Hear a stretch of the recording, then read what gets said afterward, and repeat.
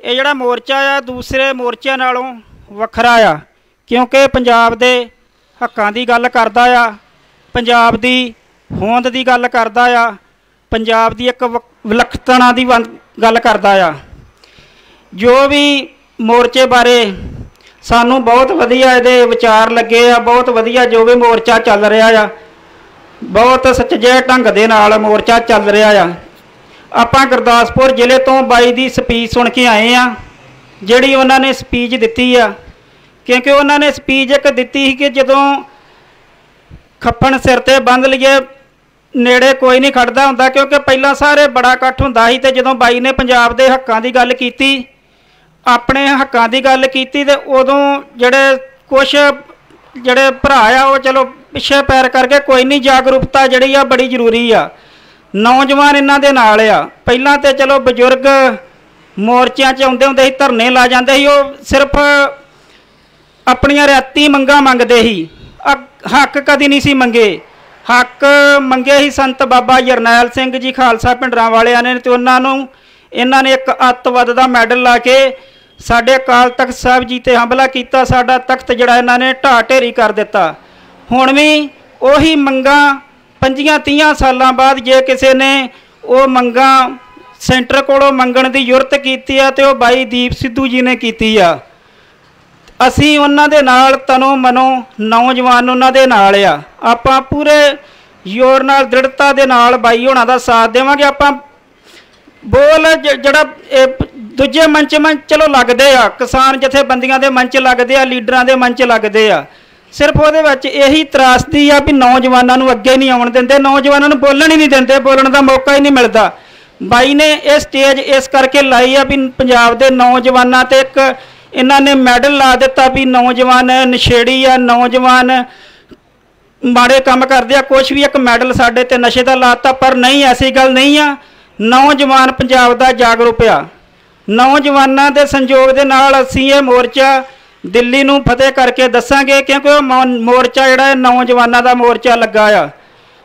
ये मोर्चा असीं जरूर जितांगे तो ये दिल्ली सरकार जान ले साडे तो। अज साडे वल हरियाणे के जिहड़े किसान आ वो भी वेख रहे आ, यूपी के जिहड़े किसान आ वो भी वेख रहे आ, बिहार के किसान वो भी वेख रहे आ, क्योंकि सिख कौम का जिहड़ा इतिहास आ, साडे वड वडेरियां दा जिहड़ा इतिहास आ, वो सिख कौम वल वेख रहे आ कि सिख कौम की कर सकती है। क्योंकि पुरानियां मल्लां बाबा तेग बहादुर जी ने मारियां बड़ियां बड़ियां तगड़ियां, महाराजा रणजीत सिंह का राज पढ़ लीए, तो इस करके वो साडे वल वेख रहे हैं कि असीं हुण पिछे नहीं हटना। जदों आपां लामबंदी कर ली वो स्टेज सारियां स्टेजां हिंदुस्तान दीयां सारियां स्टेजां, नहीं हिंदुस्तान नहीं कहांगा, भारत कहूँगा, सॉरी भारत सरकार दीयां सारियां स्टेजां साडे नाल आ। गरीब किसान जिहड़े आ, मजदूर आ, साडे सारे नाल आ।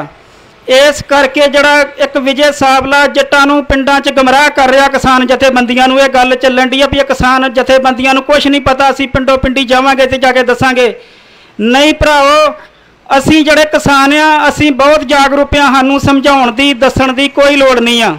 सानूं पता आ भी आपां बीज किन्ना पाउणा आ, सानूं पता असीं खेती किस तरह करनी आ, साडे बजुर्गां नूं सारा पता आ। इन्हां नूं इन्ने पागल ना समझने, क्योंकि दिल्ली भी सद के इन्होंने साडा मजाक उड़ाया गया। तो इस करके ये जिहड़े पिंडां दे विच रैलियां करदे आ, इन्हां दा घराओ करो, क्योंकि असीं जागरूक हो चुके हैं, जिहड़े सड़कां दे विच आण के खलोते आ।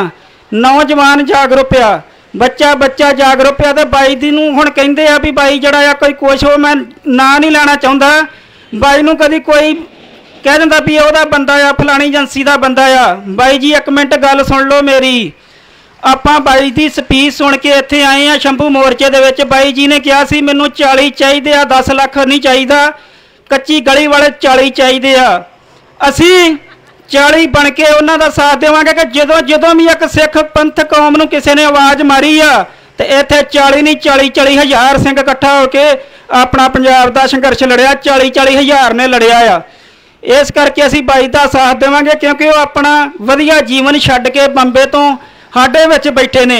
साडा भी दिल टुटदा, असीं बड़गाड़ी 4 महीने बैठे रहे, मैं मोर्चे दे घर बार छड्ड के बैठा रहा बड़गाड़ी। उदों मैनूं पता लगा जदों इन्हां ने मोर्चा वेचता तो मैं रोंदा उत्थों उठ के घर चल गया। सिर्फ साडे ते जुरत नहीं इन्नी भी आपां इन्हां नूं सवाल कर सकीए। सत श्री अकाल। ਅਸੀਂ ਇਹਨਾਂ ਨੂੰ ਸਵਾਲ ਜਵਾਬ ਕਰ ਸਕੀਏ। ਹੁਣ ਜਿਹੜੀ ਸਟੇਜ ਦੇ ਵਿੱਚ ਵੀ ਜਾਂਦੇ ਆ ਇਹਨਾਂ ਦਾ ਸੰਗਤ ਵਿਰੋਧ ਕਰਦੀ ਆ। ਪੈਸਾ ਭਾਈ ਉਹ ਸਾਰੀ ਚੀਜ਼ ਨਹੀਂ ਹੁੰਦੀ, ਪੈਸਾ ਸਿਰਫ ਇੱਕ ਅਣਖ ਹੁੰਦੀ ਆ ਜਿਹੜੀ ਬੰਦੇ ਦੇ ਵਿੱਚ ਹੁੰਦੀ ਆ। ਜ਼ਮੀਰ ਦਾ ਮਰ ਜਾਣਾ ਮੌਤ ਆ, ਸਰੀਰ ਦਾ ਮਰ ਜਾਣਾ ਮੌਤ ਨਹੀਂ ਆ। ਇਸ ਕਰਕੇ ਇਹਨਾਂ ਨੇ ਬੜਗਾੜੀ ਵੀ ਮੋਰਚਾ ਵੇਚਿਆ ਐਸਾ ਇਹ ਕਰਕੇ, ਕਿਉਂਕਿ ਮੋਰਚੇ ਤੇ ਲੋਕਾਂ ਨੂੰ ਤਬਾਰ ਨਹੀਂ ਰਹਿ ਗਿਆ ਵੀ ਮੋਰਚੇ ਜਿਹੜੇ ਇਸ ਤਰ੍ਹਾਂ ਹੀ ਵਿਕ ਜਾਂਦੇ ਆ। ਪਰ ਨਹੀਂ, ਇਹ ਹੁਣ ਜਿਹੜਾ ਸੈਂਟਰ ਸਰਕਾਰ ਦੇ ਨਾਲ ਮੱਥਾ ਲਾਇਆ, ਅਸੀਂ ਆਪਣੇ ਹੱਕ ਲੈਣੇ ਆ, ਅਸੀਂ ਮੰਗਣੇ ਨਹੀਂ ਆ। ਸਾਡਾ ਬਣਦਾ ਹੱਕ ਬਣਦਾ। ਪਾਣੀਆਂ ਦਾ ਮੁੱਦਾ ਆ। 328 ਸਰੂਪ ਗੁਰੂ ਗ੍ਰੰਥ ਸਾਹਿਬ ਜੀ ਦੇ ਸ੍ਰੀ ਦਰਬਾਰ ਸਾਹਿਬ ਜੀ ਤੋਂ ਗੁੰਮ ਹੋ ਗਏ। ਉੱਥੇ ਵੀ ਮੋਰਚਾ ਲੱਗਾ, ਮੈਂ 4-5 ਦਿਨ ਉੱਥੇ ਵੀ ਹਾਜ਼ਰੀ ਭਰੀ ਆ। 328 ਸਰੂਪ ਜਿਹੜੇ ਗੁੰਮ ਹੋ ਗਏ, ਉੱਥੇ ਗੋਲਕ ਤੋਂ ਤੁਸੀਂ ਨੌਜਵਾਨ ਬਜ਼ੁਰਗ ਬੈਠੇ ਆ, ਗੋਲਕ ਦੇ ਵਿੱਚੋਂ ਕਿਤੇ ਕੋਈ 10 ਰੁਪਏ ਕੱਢ ਲਏ ਤੇ ਬਰਛਿਆਂ ਵਾਲੇ ਉਹਨੂੰ ਕੁੱਟ-ਕੁੱਟ ਕੇ ਉਹਦਾ ਬੁਰਾ ਹਾਲ ਕਰ ਦਿੰਦੇ ਆ।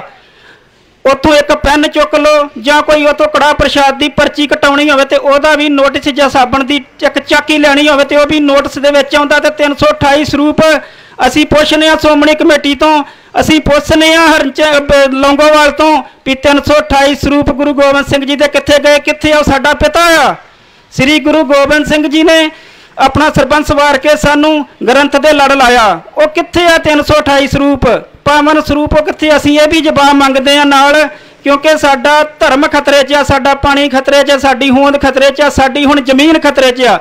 ਇਹੀ ਜ਼ਮੀਨ ਜਿਹੜੀ ਸਾਨੂੰ ਰੋਟੀ ਦਿੰਦੀ ਆ। ਆਪਾਂ ਜਦੋਂ ਵੀ ਜ਼ਮੀਨ ਦੇ ਵਿੱਚੋਂ ਆਪਾਂ ਵਾਹੀ ਕਰਦੇ ਆ, ਪੈਲੀ ਆਪਾਂ ਕੋਈ ਵੀ ਕੋਈ ਫਸਲ ਜਿਹੜੀ ਆ ਵਾਹੁੰਦੇ ਆ, ਇਹ ਸਾਨੂੰ ਪੈਸਾ ਦਿੰਦੀ ਆ। ਆਪਾਂ ਜ਼ਮੀਨ ਠੇਕੇ ਤੇ ਦਿੰਦੇ ਆ ਜਾਂ ਆਪਾਂ ਹਿੱਸੇ ਤੇ ਦਿੰਦੇ ਆ, ਜਾਂ ਆਪਾਂ ਕਣਕ 6 ਮਹੀਨਿਆਂ ਪਿੱਛੋਂ ਵੱਢਦੇ ਆ ਜਾਂ ਬੀਜਦੇ ਆ, ਸਾਨੂੰ ਪੈਸਾ ਮਿਲਦਾ ਆ।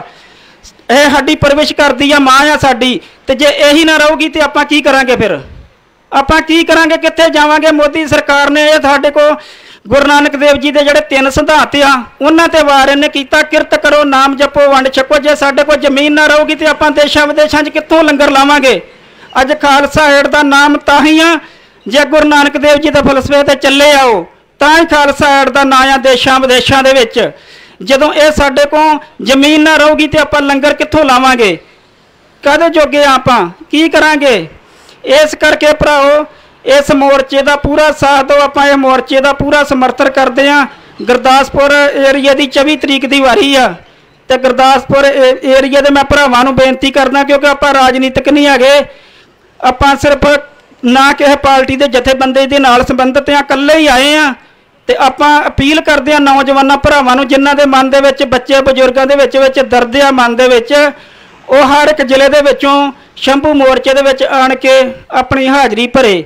ਵਾਹਿਗੁਰੂ ਜੀ ਕਾ ਖਾਲਸਾ, ਵਾਹਿਗੁਰੂ ਜੀ ਕੀ ਫਤਿਹ।